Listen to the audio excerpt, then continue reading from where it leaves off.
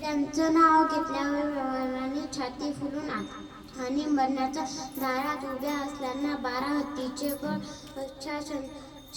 संसारते अशा छत्रपती शिवाजी महाराजांना माझा मानाचा मुजरा. शिवजयंती म्हणजे छत्रपती शिवाजी महाराजांचा जन्मदिवस. आई जिजाऊंच्या पोटी एक अनमोल असा हिरा जन्माला.